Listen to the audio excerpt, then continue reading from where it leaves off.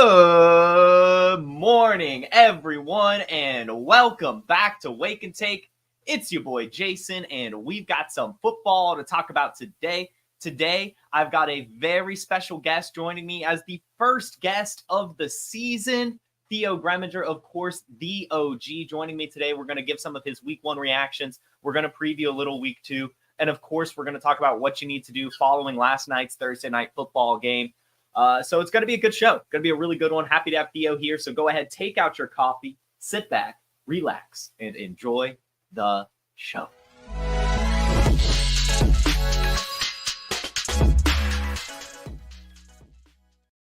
My man Theo, how you doing this morning? I'm doing great. I'm running on fumes. I brought my cold brew for Wake and Take. Shout out to Dunkin' Donuts Coffee. They keep me going all season long. Yeah.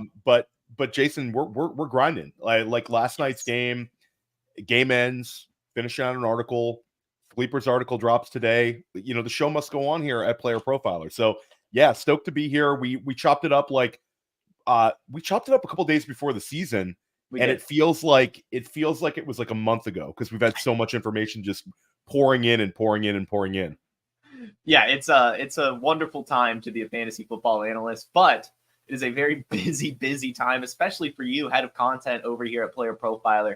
Everyone, I'm sure you've been seeing it. Theo is absolutely crushing it. Waiver wire articles and videos, sleeper articles and videos, defensive streamers articles and videos, on top of just doing the content too. I mean, you are absolutely all over the place, Theo. So shout out to you. I appreciate that, Jason. So yeah, you're a big part of our content. So I talked to Jason like about as much as I talked to my wife during the season, because we're on like 30 email chains together in a bunch of DM chains, and Jason does so much for us. I think doesn't like flex it, but does a lot behind the scenes as well. We're managing a lot of people, and it's a huge operation, but we're making a lot of headway. I was in Las Vegas for the FFPC and FFC drafts. A lot of people there consuming our content. I was in Canton at the Fantasy Football Expo. I see Jamie Pierogi in the chat. He was there. I got a chance to chat with him. A lot of enthusiasm for Player Profiler content. And I'll give a big shout out. 2 shows just started up in season. Fantasy Empire going very, very well. That's some of the best high stakes managers in the country. Nelson Sousa, who I split some teams with, Dan Williamson, who I split some teams with, and then Matt Modica and Chris Vaccaro. Great show. And then I'll say Bradley Stalder and Ryan Reynolds, Man vs. Machine, awesome. Helps you win in fantasy. And Dear Miss Fantasy's back with Tara. So we're rolling right now. Yeah, and then even the tailgate shows before every primetime game. I mean, there's just some awesome stuff going on here at Player Profiler, as always. I mean, to the moon, we are going from Player Profiler to Fast Draft, really with everything. We are just grinding. Shout out to everyone, a part of this team. I see Dustin here in the chat, the producer, our fearless producer here for Wake and Take. We've got all sorts of producers going around in Player Profiler. Just so many people doing so much, and we're here to bring you the best advice heading into the fantasy football week 2, and of course for the rest of the season. Theo, I want to get your thoughts on last night's game before we really get into the thick of it. And I mean, we've got to just go ahead and address the elephant in the room. Tua Tagovailoa runs right into Damar Hamlin, gets the concussion. Looks like it is a scary injury, especially given the history. Where are you at with this right now? I mean, it's not good. It's not good for Tua. It's not good for dynasty managers with Tua. It's not good for redraft managers with Tua.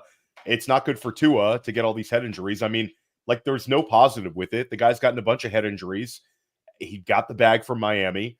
He's obviously a competitive guy that wants to be on a football field and has come back from every single head injury. But you have to worry in the back of your mind, is this going to be like an early retirement type player? There's some older players that have made this comment that Tua should just kind of hang it up. I don't think he wants to at all. But at the end of the day, it's like these head injuries, we have a lot more information these days than we did when I was young. You think about guys like Luke Kuechly, who stepped away from the game early, and guys are doing that a little bit more often, even though they're leaving millions and millions of dollars. It's like longevity. So yeah, that from like an outside of football completely sucks. From fantasy football, it sucks as well, because we have to downgrade every single Miami wide receiver when Skylar Thompson's on the field. The splits were there. And again, like Skylar Thompson had another year under his belt. It wasn't like he was getting thrown to the wolves his rookie season where he started that playoff game against Buffalo, but it's like he's limited. And Miami not elevating the QB2 position either means that Mike McDaniel really likes Skylar Thompson and maybe we'll see him overperform next week, or it's just it's carelessness on their part. When you look at guys like Joe Flacco who were available on the open market, Jacoby Brissett, there's multiple guys who were like out there that potentially could have had Miami like adding them as a QB2, knowing Tua's history. So that's on the Miami organization. And then, yeah, I mean, at the end of the day, it's like those guys like Hill and Waddle are not going to disappear by any means. They're still in our fantasy lineups, but Tyreek becomes like a back end wide receiver 1, and Jalen Waddle probably becomes more like a back end wide receiver 2. Devon Achane, though, like I'll flex it as much as I can because I've been screaming it to everyone for years. And some of these haters and doubters and faders and disbelievers are in complete disarray this morning in shambles because Devon Achane is getting bell cow usage to like his own detriment. Like Mike McDaniel, we're up 100, but you're still out there. So at the end of the day, like this is the team right now, and you're going to see increased Devon Achane next week. They're using him as a pass catcher. He's tied for the NFL lead in receptions right now, and the haters are going to hate to see that for the next 48 hours. But it's that's where we're at, Jason. So. Yeah, Miami, we got to take everything down. And I think maybe just as a team, like that offensive line also, not so good. Not so good. And they got ripped to shreds by James Cook last night. A couple of those runs were easy looking. Buffalo's limited in their passing game, and they still just kind of laughed at that Miami defense last night. So issues in Miami, issues galore. Hey, you got Louis to draft Devon Achane, he says in the chat. So you at least had one person listen to you. And that was a tough choice. I mean, it was like him versus Kyron. So, I mean, everyone here at Player Profiler was, of course, going Achane, but it did feel weird kind of drafting him in the 3rd round. Well, it's him versus it's the ADP discount he presented. And then it's him versus these like dusty old running backs like Derrick Henry. Yeah. Derrick Henry. And it was Josh Jacobs against Devon Achane for a little bit as well. So, like, I get it, but I think when we go back and we look at like the process of how we drafted an ADP, Devon Achane went way too late. Yeah, and Jaden Reed, another guy who we've been screaming to the rafters for at Player Profiler, for forever. Like Jaden Reed was pushed down, and it's sort of like we saw it with these guys as rookies. And then we do these mental gymnastics to try to avoid drafting them. And when I say we, I mean the royal we. I don't mean we. I don't mean me. I mean like the royal we. And I'll say like Jaden Reed, people who consume Player Profiler content have more Jaden Reed than like some other sites because we've continually been ahead of schedule on him. I mean, last year I do this waiver wire article, which I go very deep in. And no joke, like I wrote about Jaden Reed probably for 9 straight weeks. Because he still was not like I use Yahoo roster percentages, and he just stayed available in so many leagues. And I kept saying Adam, and now it's like kind of laughable. So I think like that's a whole nother episode and something more for the offseason. But like, why did these sort of players get faded? It's just mental gymnastics thinking that players can't go from year 1 to year 2 and see increased usage is just kind of weird. Yeah, no, and that's usually what we see too is an increase in year 2. So we do have more Packers talk coming up at the back of the show as we go into week 2. I am very curious your thoughts on what you're doing with the Packers offense. So we'll put a pin in that. Definitely come back to it. I have no pushback on the Tyreek Hill, Jalen Waddle stuff. I mean, I think the panic meter has to be pretty high, at least in terms of what they can bring for the ceiling. And I agree, no pushback here either. Devon Achane, he's going to get his usage. Jalen Wright didn't look quite as explosive as he did in the preseason. A lot of his carries were for negative yards last night. Limited usage, first game, so we can, press pause a little bit. But it's the Devon Achane show in Miami in the backfield. I want to go to the Buffalo side. Dalton Kincaid through 2 weeks. Game script in this game probably plays into this because he started off hot. But only 5 receptions, 44 yards now through 2 weeks. Big Kincaid guy. Are you starting to feel a little bit worried about his potential alpha usage? Yeah, I am. And I think that we all need to. And it's a situation where Buffalo was trailing last week. Arizona, there's a lot of clips of Arizona like trying to take away Kincaid as the first read. Right. They were double teaming him, bracketing him. But at the end of the day, it's sort of like Buffalo's like, okay, we're just going to go away from him then if you're going to take him away. It's not instead like, let's put him in motion, let's scheme him open. It was more like, let's just throw to other players. Let's run Josh Allen a little bit more. But for me, yeah, I think we need to adjust our rankings with Kincaid. I think Kincaid is still a starter for you at tight end. Tight end is not a position where you can just get away from guys. But in a big dynasty league, Jason, I made a big high stakes dynasty league, an FFPC 750 where I have a nice squad. I traded a Dalton Kincaid share 3 days ago, and I tiered up to get Trey McBride, who has all sorts of underlying metrics where I think Trey McBride is way more likely to be a tight end 1 overall this year. But yeah, it's a little disappointing with Kincaid. I do think he'll bounce back. The Bills are going to be able to self-scout him into some more opportunities. Khalil Shakir looked pretty good last night, but Keon Coleman is completely uninvolved. And they just don't have the horses to stay away from Kincaid. So, I think we need to adjust our expectations where Kincaid is not going to be in the running to be tight end 1 overall, but he will be a tight end 1. And can he crack like a top 5 tight end? Sure. But it's going to have to get going here. But at the end of the day, it's like when it comes to the tight end position, just how impactful will he be? And I think it's looking like he's going to be a purgatory player at best at ADP, if not a slight disappointment. But I don't think he's going to necessarily kill you because, again, David Njoku out, Jake Ferguson out. He can still be a guy that helps you, but he's not going to help you at a Kelsey-like level. That ship has sailed. Yeah, I'm with you there. I wasn't too in on him over the offseason. I couldn't really do it, but that was more so just, me, I really like Kyle Pitts. So I was just like, I'll just get Kyle Pitts around later and not really worry about the Dalton Kincaid. But I do think you have to be panicking a little. You do probably feel some confidence, and he is still running all the routes. Like, he is out there. Oh, yeah. Look, he's a starter. He's like I mean, you can't really move him too far down in the rankings because, again, it's the tight end position.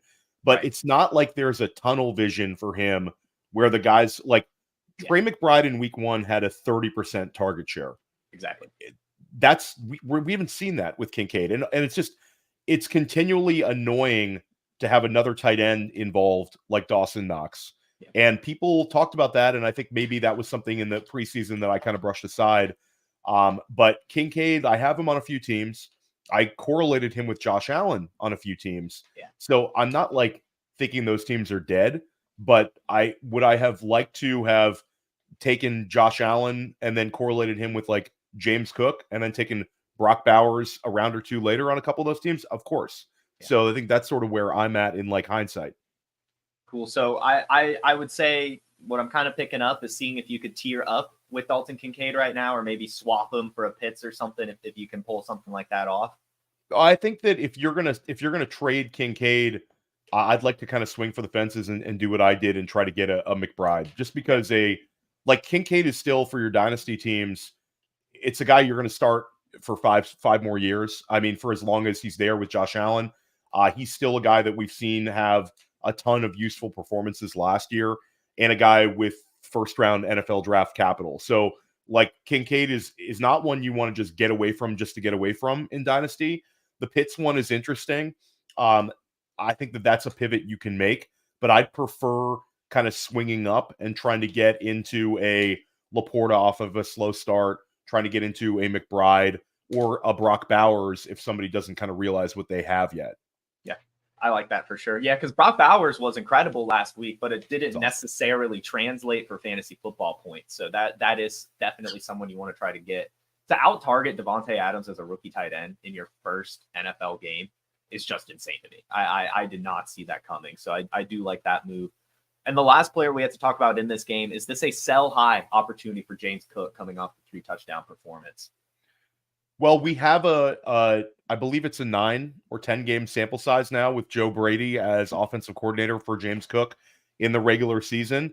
And James Cook is now averaging 17.5 points per game over like a 9-10 game sample size with Joe Brady. So understand what you're getting away from.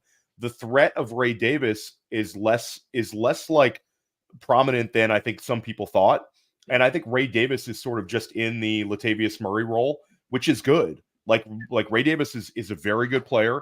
And Ray Davis is a guy where if you have James Cook on your dynasty teams, you should be trying to acquire Ray Davis because it gives you like that contingent value if James Cook's missed time. But at the end of the day, James Cook is explosive, and no receiver, including Dalton Kincaid, has like grabbed this offense by the throat and is commanding the ball at such a high rate. So this really is a James Cook offense, and Joe Brady maxed him out. Jason, if he keeps this up, then James Cook is going to be the most successful Buffalo Bills running back in fantasy over a 2-year stretch since Shady McCoy, and that's almost 10 years back. That's the last time they had a back-to-back RB1 finisher. James Cook off to a roaring start. So if I'm going to trade James Cook, it better be for something really, really, really good. That's, a potential tier up situation. But again, like I'm probably just sticking with him and banking the points. Yeah, I mean, it's kind of looks like you have to. I mean, so right now at Player Profiler, James Cook is right around the range of Saquon, Rachaad White, Kenneth Walker. I feel like you'd probably rather have Saquon, but I think I'd rather have him over Rachaad White all day and twice on Sundays right now. Yeah, and 100%. Ken Walker is an interesting one because Ken Walker had the truly elite usage, but the quality of the offense, it's still some question marks. Like I have a ton of enthusiasm for Ryan Grubb. I think he's very, very sharp. Was a guy that we really believed in coming in, but we didn't necessarily see it last week. Now we'll see Seattle in week 2 against the New England Patriots, and the Patriots sort of slowed down Cincinnati, took away the wide receivers a lot. So it'll be interesting to see like which Seahawk this week. But I'll say this, like the Charbonnet touchdown was on a busted coverage. Before that, Ken Walker looked simply amazing, and they are using him as a receiver a little bit more. So Ken Walker, James Cook, they're both guys I'd really want to have on my dynasty rosters, but Rachaad White's in trouble. Like Rachaad White and Travis Etienne, those guys are in trouble. Those guys now have viable threats behind him. Travis Etienne last week, another inefficient rushing game. He was kind of bailed out by the 1-yard plunge. And at the end of the day, like Tanks Bigsby, I think we were 1 year ahead of. Where last year there was all that enthusiasm in the summer on Tanks Bigsby being like this nasty handcuff to roster and a guy that was going to help you. And Etienne had the dream season. But like Travis Etienne, Rachaad White, those guys were second and third in the NFL last season in running back touches to Christian McCaffrey. Now they have viable threats. Bucky Irving, as the young kids would say, is like that. He's nasty, Jason. And I think this is the player that like I want Bucky Irving on every dynasty roster I can right now. Yeah, I mean, you kind of have to. I am curious to see if some of that was game script. The Buccaneers did get out to a pretty handsome lead pretty quickly, but still, I mean, to basically have it was the same amount of touches as Rachaad White, right? Maybe even more. It was right around there. Well, yeah, and Rachaad White is not. This is a guy that we've been high on at Player Profiler. Like 2 years ago, 3 years ago, we were telling you to get him. I was pounding the table to get draft Rachaad White in rookie drafts. Get Rachaad White last year in redraft. And like Rachaad White's not going to disappear because he's a very good receiver. But at the end of the day, Bucky Irving is so much more efficient as a runner. And Jason, we saw Rachaad White last week. It was another like sub 3 yards per carry performance. Bucky Irving averages 6.9 yards per carry. They're chanting Bucky, Bucky, Bucky in the stands right now during Bucs games. This is a really, really fun one for Dynasty. Tampa Bay last week, that offense looked terrific. Liam Cohen's first game, and now this is Detroit this week. So this is going to be a game where the Detroit defense is going to be well prepared. Detroit is going to be looking to go 2-0, but this is an interesting one because you get Bucky Irving and you get Jalen McMillan, and both of those guys are going to be on the field a ton, and both of those guys can play. Yeah, no, they drafted really well this year. They got some good value on some players that underperformed at the combine or had a bad kind of final year of college, and Jalen McMillan because of injuries. So I think I'm with you there. That's a good week 1 reaction. Let's keep it rolling. I've got 4 questions for you. Yeah. First, I know it's only week 1, but is there a take that you've had this offseason that like week 1 gave you some confirmation bias and you're like, I did it. I've hit it. I'm feeling great about this take. I mean, I run so pure that we can find a number of them, but it's Devon Achane. Devon Achane is the easy one.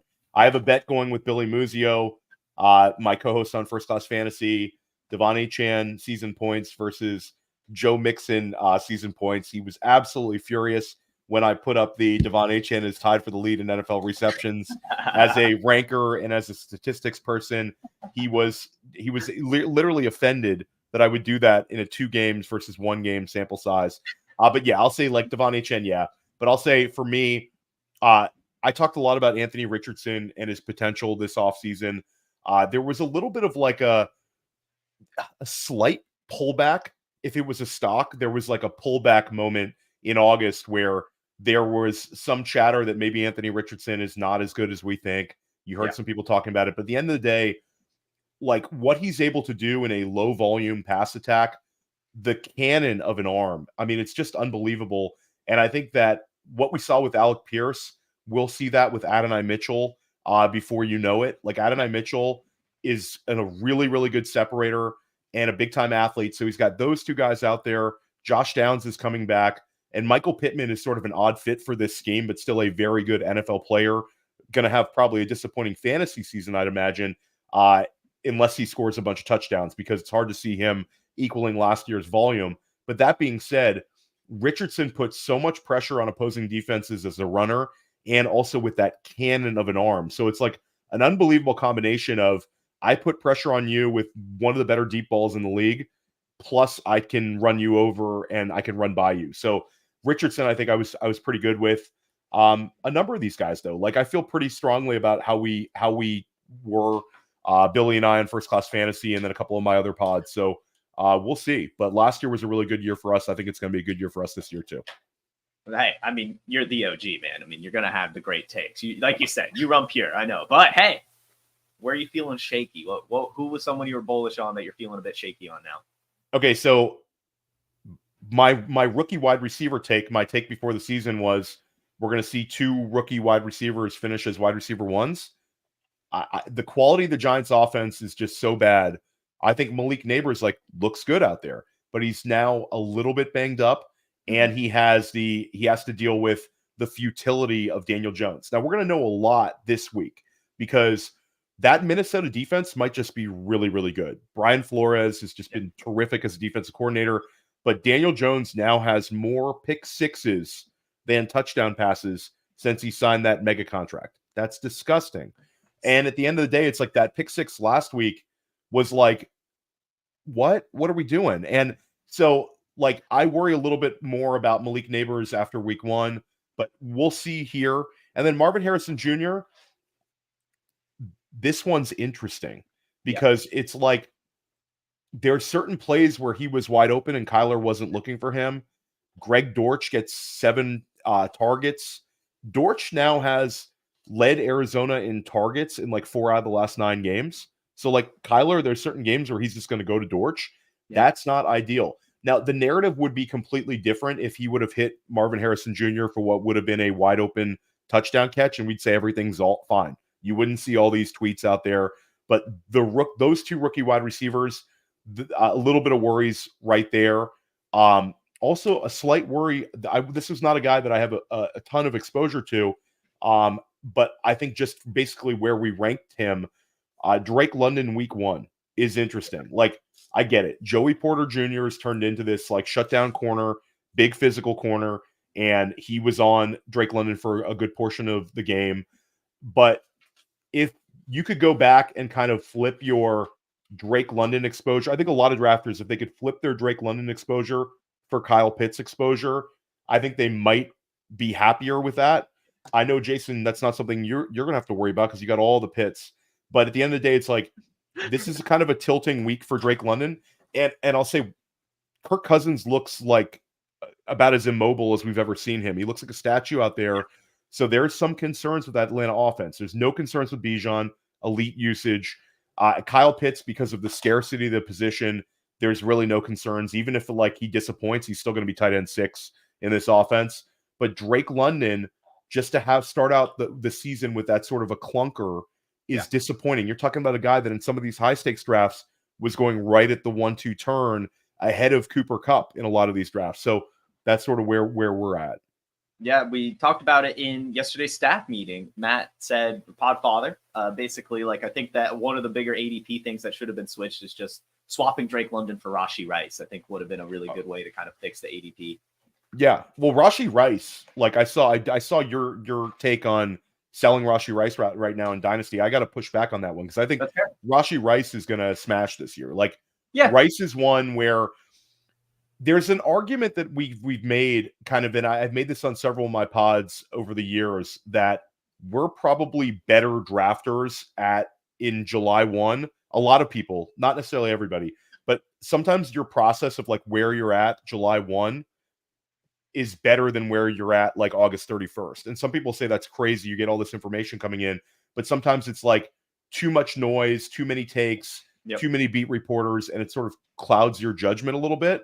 And is there a argument that our initial rankings are the best, where of course there's going to be some change, but I know like I drafted a couple of these, like there's like the Hardway League in FFPC, which is sort of like this invitational only best ball league that we do like super, super early. And like Rashee Rice was like a second rounder then. Yeah. And then you get all the worries about the suspension, and it completely catapults his ADP. And people were so worried about the suspension, and then the suspension like never came, and the ADP didn't adjust back to the initial one. So that was another process one. But Rashee Rice, the amount of time spent in the slot, the target share, the clear number one target earner in this offense, and the fact that this Kansas City offense is just going to be awesome this year, and the fact that his skill set doesn't really overlap with Xavier Worthy, Hollywood Brown. Rashee Rice, I think, is going to absolutely smash this year. He's another one that, yes, he should have been higher in ADP, but like those late drafts, he really did steam up. Like even before the Kansas City game, you started to see him in those late drafts being like a second round pick. So that the market was correct on how they steamed him at the end. But yeah, that's another interesting one for sure. Yeah, I mean, I will say my take on that was to sell him in Dynasty. I do definitely think you got to ride him in redraft. And if you're competing, you might as well hold on to him. But I just think that what we saw this offseason is going to happen next offseason, right? Where people are reminded of the looming suspension. Maybe Xavier Worthy continues his great rookie season that he's already off to a start. Travis Kelce maybe gets more involved. I don't know. I just think that trade Puka Nacua for Rashee Rice right now in Dynasty. Ooh, I might try to do the opposite. But Puka Nacua market is dead right now, Jason. I can't believe some of the trades we're seeing. The knee injury and all that. We can revisit this offseason, but I think Rashee Rice, second round draft capital, number one target, being used like Amon-Ra St. Brown was as a young player, and he's attached to Patrick Mahomes. Tough one to get away from. And Xavier Worthy, I love. But Xavier Worthy, again, like it's perfect the way that they don't overlap with one another. Worthy is never going to be a guy who's going to be like a 30% target share guy. Rashee Rice sort of is that right now. That's fair. No, it is fair. It's one of those that I think it's going to come down to the type of manager you are. I was a trade guy there once in time. So anytime I see these market shifts come so drastically, I'm like, oh, it's a selling opportunity. Oh, it's a buying opportunity. I just can't be helped.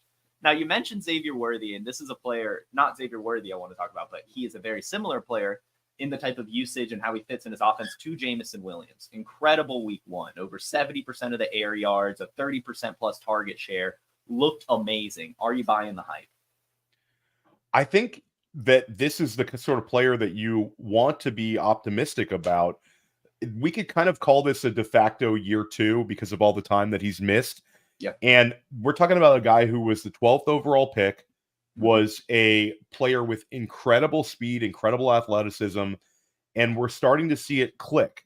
And the thing about Jameson Williams is the target volume doesn't have to be there because of the quality of the offense and because of the explosiveness of his game. So with Jameson Williams, if we can get to 100 targets this year, then he is an absolute smash, sort of in the sense that like how Brandon Ayuk scored last year, where obviously different kinds of players, but Brandon Ayuk gave you that sort of production with like 105 targets. Nico Collins similar, like 105 targets. Like if Jameson Williams can get there in this offense, then I think even if the week to week point scoring is a little bit more inconsistent than we want to see, he's still a guy that's going to be a smash at ADP. I mean, I want to be optimistic of this situation. Like, this is a guy, 23 years old. He's younger than some of these wide receivers we were drafting in our dynasty leagues, younger than like Ricky Pearsall, younger than Xavier Legette. He could be Devon Vele's nephew. And he's out here, just breaking out and doing it in prime time. So we'll see how it goes this week. I would expect this is a feed the sun god type week where Amon-Ra St. Brown really gets his, because that's the franchise. But Jameson Williams, if you get 2 out of 3 weeks with him, you're going to be happy. Yeah. JMO, we'll see how it ends up turning out, but he is my highest exposed player across Dynasty and redraft. I couldn't quit the guy. Just couldn't quit the guy. And so far, I'm feeling good. And last take, you already mentioned it a little bit. Where is your panic meter on Marvin Harrison Jr.? I'm playing it cool. I'm not really worried too much. We'll see in a couple more weeks. What about you? Yeah, I mean, you can't really move him away like right now. That would be kind of one of the worst processes. Now, if somebody the question that I had on Dynasty Life this week with Garrett Price is sort of the question we could talk about with Marvin Harrison Jr. is the pivots you can kind of try to make with these rookie quarterbacks if you have any concern. Like Caleb Williams drafter still might be able to get Jaden Daniels for Caleb Williams right now. And if you want to make that pivot, you can make that pivot. If you have Marvin Harrison Jr., the Malik Neighbors drafter might still make that trade with you. So if I'm making a pivot off of Marvin Harrison Jr., I want to make it for another elite younger player. This is not a guy that I'm like extremely worried about. I think that the miles per hour stuff is a little bit overblown right now, because those were not exactly routes that you have to be like in a full-on sprint. Like, it would be one thing if this is like a continual and we see it every single week, but I would anticipate that his miles per hour tick up. At Ohio State, he hit 20 miles per hour. This is not a guy that can't hit 20 miles per hour. And I think that this is a game one thing.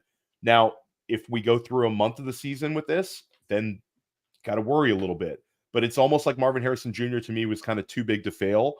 I anticipate we're going to see better days ahead for him, and I am not panicking about him. And if you're going to pivot correctly.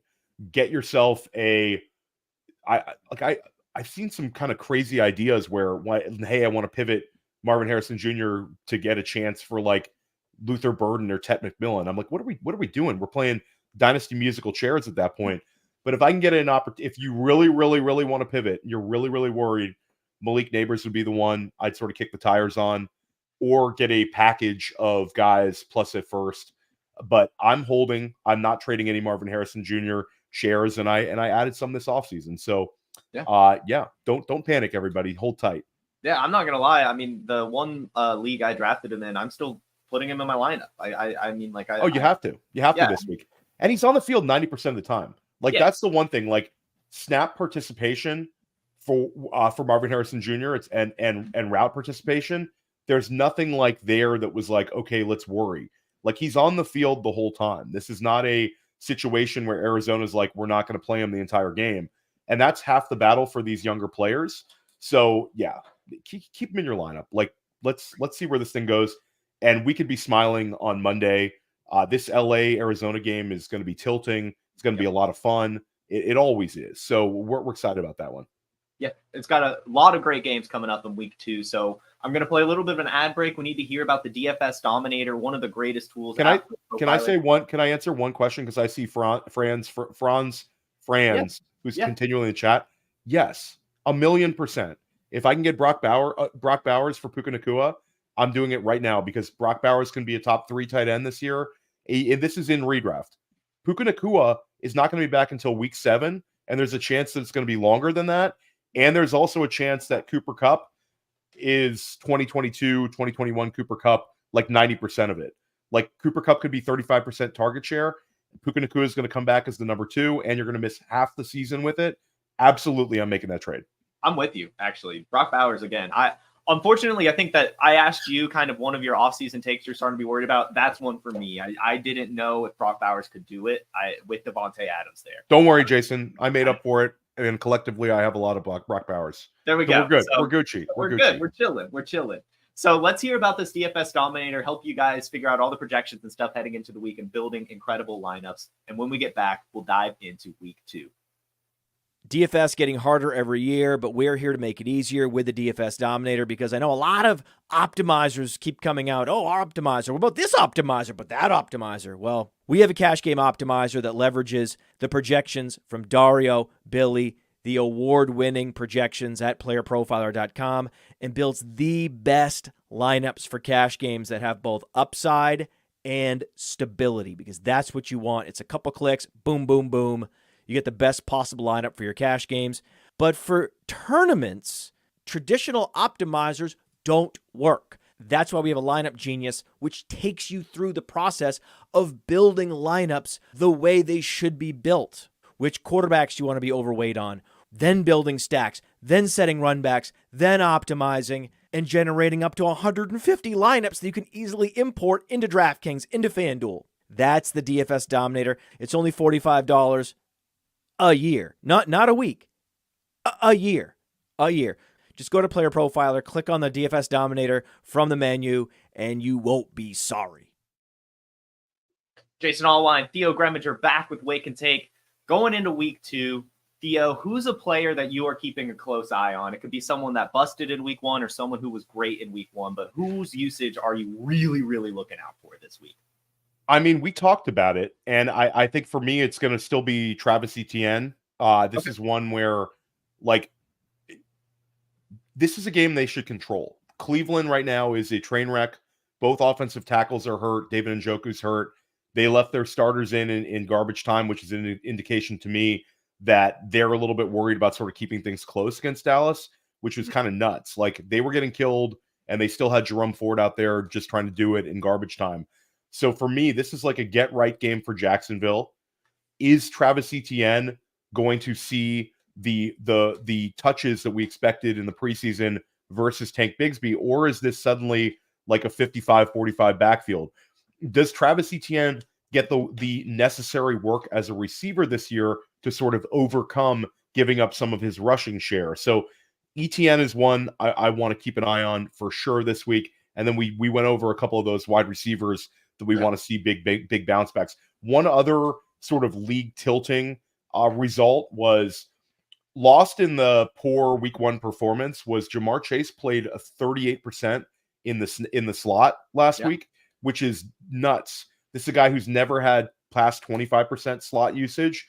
So if Jamar Chase is suddenly being used in that slot role, you're going to see some really, really big weeks out of him. And I think that he's going to turn it around very, very quickly. And that's actually a great pivot because that's a matchup I'm very much curious about this week. We saw a terrible Bengals performance last week, but now they played the Chiefs. And this is like the one game that the Bengals, I feel like, always circle to perform well. I mean, Jamar Chase's career best game came against the Chiefs. We have the Joe Burrow, Patrick Mahomes kind of rivalry.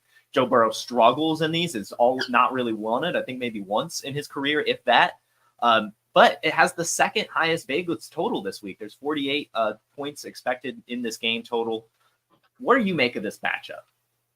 Oh, I mean, we got to be excited for it. And it's sort of like do the Chiefs impose their will on a team that didn't look great in week 1?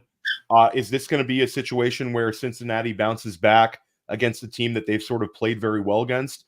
It's a tilting one. I mean, I think Cincinnati's probably staring at an 0-2 hole. And I think one other interesting thing to kind of monitor is, do we see increased Chase Brown usage this week? Yeah. Like, that's one where it was an ambiguous backfield.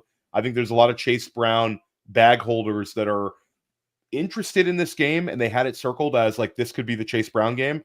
But if it's a fast-paced, high-tempo game where they're having to pass the ball a little bit more and trying to play keep up with this Kansas City, freight train of an offense coming at them, then Chase Brown's an interesting one for me this week. And then again, like with Kansas City, it's so many guys that we want to lean on right now. Really positive stuff out of Isaiah Pacheco. We talked about Xavier Worthy. We talked about Rashee Rice. We want them all in our lineups. So yeah, every time Kansas City's on this year, it's going to be like must-see TV. It's like the Patrick Mahomes revenge tour. He has wide receivers. He has explosiveness. No more playing like these MVS type, Justin Watson type wide receivers and making Patrick Mahomes be Superman. Like he's got dudes this year. Hollywood Brown's going to be back soon. Like this offense could be humming. I know it's very exciting stuff, especially for I think Patrick Mahomes drafters, because he really does look like he's got QB1 written all over him this season if he keeps things up. On this shout out to Gavin Sam in the chat. I guess saw a good question. Joe Burrow or Jaden Daniels this week? Roll Jaden Daniels. Yeah, Jaden Daniels all day. I saw Jaden Daniels. We have as our quarterback 5 this week at Player Profiler's weekly rankings. I mean, you could honestly probably steam him up. That Giants defense is terrible, and I like to.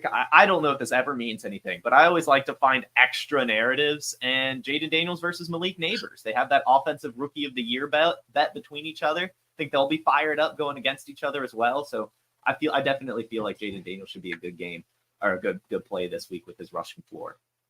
Now, another matchup that I think we have to keep a close eye on for different reasons is this Packers game. It's Packers-Indianapolis. How are you specifically handling your Packers players in fantasy? Jaden Reed is in my lineup because I think he's going to see increased touches. Jaden Reed, we have to remember, like had all the manufactured rush attempts last year. And I think it's sort of a player like Aaron Jones went out. They got increased touches for Jaden Reed. And I think with Jordan Love out and Malik Willis behind center, I think they lean on War Daddy Jaden Reed a little bit more. You have to lower his ceiling just because of the quarterback quality. But at the end of the day, Jaden Reed's on an 8 out of his last 9 games. He's had 15 PPR points. Like, we're here. This is what he is. Like, we don't need to get it twisted anymore. Put Jaden Reed in your starting lineup unless you have much better options. And then Josh Jacobs looked really bad in the first half and looked good in the second half. And he's a guy who needs volume. The one thing I like, it's hard to get away from Josh Jacobs because structurally, the way you drafted, you have to start him, and I think I would in almost every situation. And then after that, I'm benching Christian Watson. He's a touchdown or bust guy already, sort of in a Jordan Love offense. He could have had 2 touchdown catches last week though. When Jordan Love returns, we can get back to like the Christian Watsons. So it's Jaden Reed, it's Josh Jacobs, and let's hope. And I'll say just one little like caveat: the Tennessee Titans, they're interesting. Like as a defense, like are they going to give? Or excuse me, that's Indianapolis this week. But Tennessee Titans, like if you think Green Bay is going to be a train wreck with Malik Willis, they play Tennessee in week 3, and you can pick them up for like $1. So if this offense is going to be just horrific this week, Matt LaFleur is going to have a plan, but week 3 could be the one where like they're really able to like tee up on Malik Willis. So keep that in mind. If you have huge fear about Malik Willis, then pick up that Tennessee defense, use them in week 3, you can get them for $0 bid in a lot of leagues. Theo Gremminger pulling out the defensive streamer advice. Look at that. That's why you're the king of content. Las Vegas Raiders, week 3 have the Carolina Panthers. I mean, come on, Jason. They're gonna Antonio Pierce is gonna be 0-2, and they have Carolina coming into Vegas. We remember like what Antonio Pierce did to the Chargers last year when Brandon Staley get fired game. Like that's gonna be the game. Like the Raiders, like Max Crosby gets like 3 sacks, and Antonio Pierce is just like they get this like get right game. So there you go. Yeah, I mean, while on this defense talk, I want to get back to the Packers, but I also want to ask. I mean, we're here. Does Bo Nix survive TJ Watt this week? Does he survive? Interesting. Like Bo Nix was really poor last week. They're at home this week. That Pittsburgh defense looks like an absolute mob. And this is the game. Like Justin Fields had the 4 touchdown game against Denver last year. So that's like one where this could be like a Justin Fields takes the job and just never gives it back. If the Steelers are 2-0 and Justin Fields has a game, then that's it. So it's a tilting game. I do think Denver starting the season out in Seattle was a difficult one for a rookie quarterback. Not trying to make excuses. Bo Nix looked very poor, but there was some stuff that we liked in the preseason, some positivity with the beat reporters, and I think he'll look better at home despite the more difficult matchup. Sometimes when you're a younger quarterback, getting to play that home game Seattle's a tough place to play. And this one, I think, will be telling. I think Denver is going to give them a lot. I think it's going to be a close game, just like we saw last week with Pittsburgh and Atlanta. I think, this is not going to be a blowout win. I think it'll be a close game, and I think Bo Nix is going to look better. Ooh, I like that take. We'll see. I think I'm terrified of TJ Watt if I'm Bo Nix. Of course. Pittsburgh's defense has dudes. But again, I think that there's going to be a decent game plan out of Denver, and I think that they're not going to get just smoked at home. And I don't know if Pittsburgh, the whole makeup of this Pittsburgh Steelers team, is a blow you out type team. I think it's going to be a lot of close games and a lot of winning with their defense. We saw sort of the conservative nature of that offense. Arthur Smith is already doing some frustrating things. Yeah. But at the end of the day, I think Pittsburgh gets the win, but I think it's going to be a 3-point win. Nice. Cool. So I want to move on now. I went on the FFPC high stakes show with Eric Balkman last night. Balky is awesome. That's a fun one. You have to stay on for 2 hours. Yeah.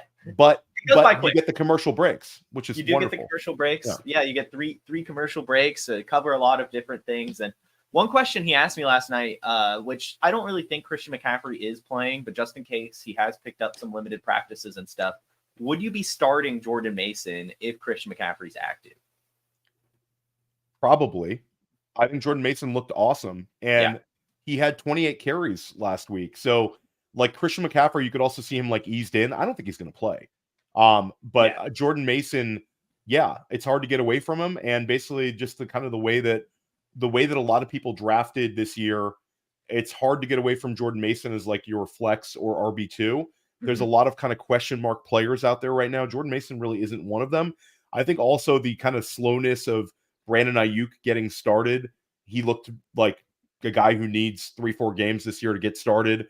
I think kind of creates a little bit more touches for the running backs. San Francisco, this is a tricky game. It's on the road in Minnesota. I think it's going to be I think they're going to be challenged this game. I don't think this is going to be a running away type game for them. So I would consider just starting Jordan Mason. He looks very, very, very comfortable in this offense, and it's hard to get away from him based on how just good he looked. So if you're putting Jordan Mason on your bench, you better have some really good options. Yeah, I think Jordan Mason is almost the definition of a must start, especially if Christian McCaffrey is out. I know you said you feel like this could be close, but I could also easily see Sam Darnold just turning back into Sam Darnold against his former team and it just getting ugly really fast. We'll see. I will say that the Brian Flores defense is very underrated. True. They have a lot of new faces, and it seems to be clicking. And they're at home in Minnesota, and you have the short week for San Francisco going to Minnesota. San Francisco is a freight train. They're one of the best teams in football, arguably the Super Bowl. Who's going to win the Super Bowl, Kansas City or San Francisco? I think right now those are the two teams we'd bet on. But San Francisco, this is still a tricky game. So I don't know. I think that Darnold looked pretty comfortable last week. And again, it's a huge step up in class, but he gets to play at home, and it's a short week for the 49ers. For sure. This question coming from Ryan Volts, Doomy McSludge in the chat. Bench one in full PPR, Jordan Mason, David Montgomery, or Pollard. He's leaning Pollard, but I would be benching David Montgomery against Vita Vea and that Tampa Bay Buccaneers defensive line. I think you nailed it. It's hard to run inside against Tampa Bay. I think I'm going to roll with Pollard and Mason. Mm-hmm. I think this is going to be a little bit more of a Jahmyr Gibbs game, and I think we'll see Jahmyr Gibbs and the Sun God both tick up in their reception totals. Yeah, I hope so. I mean, I drafted a decent bit of Amon-Ra, even with my J-Mo love. I mean, he's just such a stud, so I got to see him get involved for sure. But don't take anything from J-Mo. I still want a J-Mo touchdown Lions. So I've got two more questions for you. You can throw it together. Who's a player you would your must start this week, and maybe a must sit as well? Must start, must sit. That's a good one. I think that for me, I'm looking to get Tank Dell into as many lineups as possible. I think Tank. This is one that's kind of you're going to see Tank Dell on a lot of benches this week because Diggs had the 2 touchdown catches. Nico Collins had the big output, but at the end of the day, the air yards share for Tank Dell extremely promising. Stephon Diggs right now, low ADOT guy, a lot of stuff around the line of scrimmage, and I think this is going to be with that defense in Chicago. That's an absolute mob right now. One of the more underrated defenses in the NFL in terms of fantasy football is the Chicago Bears. And I think with that defense is going to put some pressure on Houston, even at home. And I think this could be a big Tank Dell game. So I'm looking to get Tank Dell in a few lineups. And then for me, a guy that I'm getting a little bit concerned about, we kind of faded him this offseason, Christian Kirk, where Christian Kirk, I think a lot of people are going to want to play him in that home game. I don't know. I think to me, it feels like another potential. It feels like an Evan Ingram game, and it feels like a potential another Brian Thomas game where he's just going to kind of tick up. Christian Kirk's giving it a little bit more purgatory. Christian Watson, we already said we're going to bench him. I wish I could have been more bold. There wasn't like really like a bench some stud. Those were good. I think those were good because you didn't go, oh, you got to start Jamar Chase and you have to bench Malik Willis. I think you did good, Theo. Yeah, and I drop a sleepers article. So if you're like in a big struggle for like I need a spot start, I give a bunch of guys that are low rostered players that should drop on Player Profiler. I'm also going to drop it here on YouTube. If you don't like to read, if you hate reading, I'm going to give you another option. Yeah, Theo's articles are the best, and he does a VOD version of it as well if you just need to watch the video. Oh, and shout out to myself. I have a weekly article in The Athletic this year. So that drops today towards the evening. So I'm highbrow now. New York Times, Athletic. You can find me there as well. Athletic is actually great. I'm not just saying that because I write for them, but it's a very useful thing if you're just a sports fan in general. Jason, I'm a big U.S. men's national team soccer fan, and I always get my U.S. men's national team articles from The Athletic as well. Like they cover every single sport, so I'm super excited for the opportunity to write for them this year. And the article that I write is another like super long one, but super fun one. Yeah, I mean, hey. Hey, congratulations, Theo. That is awesome stuff. I see here, I agree with you on Tank Dell. Mile High Luke is kind of against it, saying, oh, you want to start the boomer bust guy against a solid defense. I don't really know if Tank Dell is necessarily boomer bust. I know we saw a bad week from him last week, but he's still he's CJ Stroud's favorite target. And I'll push back on that one as well. I think when we start going up against some of these defenses, the defenses in today's NFL are very good at taking something away, especially when you get towards the more elite defenses. You sort of saw it with the way Kansas City treated Mark Andrews. They're going to take away your primary option if you've got the horses. Mm-hmm. And at the end of the day, Tank Dell is seeing he's on the field enough. He's explosive enough. This is a guy that we've seen have really big games, and he's getting the air yard share. So I think, how do you open things up? You also have Dalton Schultz, who's might miss this week. So they're going to be down an experienced receiver there. Joe Mixon last week had 30 rush attempts. I think that's going to tick down as well. So I look and I say, Chicago's going to challenge Houston this week. Who's the player that they are going to have an opportunity to utilize? We're not out here throwing darts. We're not out here throwing darts right now. We're looking at guys that we can stream that have a pathway to success. And I'll take Tank Dell this week. Yeah, I love Tank Dell. I do. I think that he's got a good season ahead of him. I think all these Texans receivers do. The last portion of our show, just some money moves. We can keep this quick, Theo. Who's one player that you're heavily buying after their week one performance?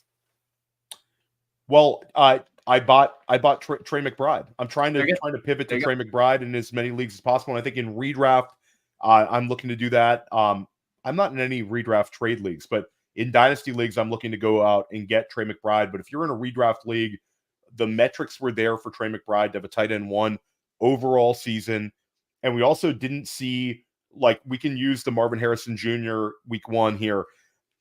Marvin Harrison Jr. is not going to be a bunch of zeros every single week, but this is also not a guy that's going to be a 30% target share rookie. It's just not going to happen right away, if at all. We would have seen him schemed up more if that was sort of the plan, despite the matchup against Buffalo. And that Buffalo defense, let's give them a hat tip, because they completely shut down Trey McBride, completely shut down Marvin Harrison Jr., and then last night, Hill and Waddle both didn't put up big stat lines. So they're 2 for 2 on shutting opposing wide receivers down.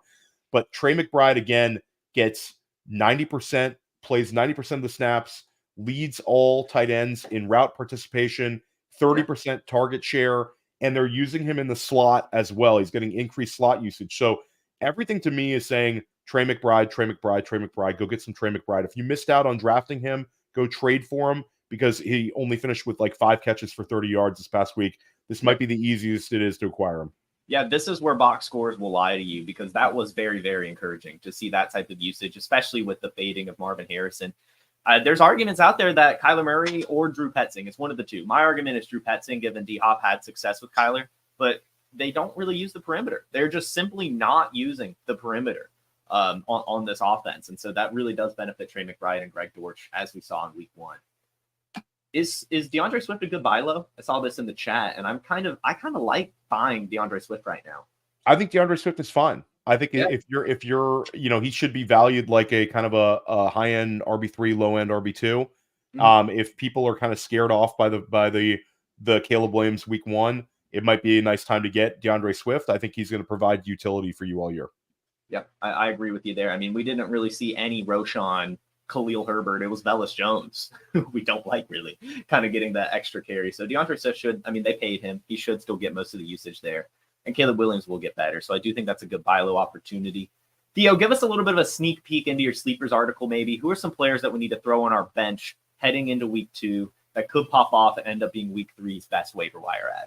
So for guys that are available in 70% of Yahoo leagues or more, Bucky Irving's still available right at 30% rostered. I think he'll be 50+% by the end of the week. Yes. Ty Chandler is available in 72% of Yahoo leagues. We saw him have 3 targets last week. If this is the Jason Allwine 49ers blowout scenario, this might be like a 6-catch game, 5-catch game for Chandler. Also with Jordan Addison's ankle injury, I think he's interesting. All of the Rams wide receivers are worth rostering right now because Demarcus Robinson might be rostered in a lot of your competitive leagues, but he's still out there in a lot of them. He's probably the pickup, but I do think that Ty Johnson looked really, really good.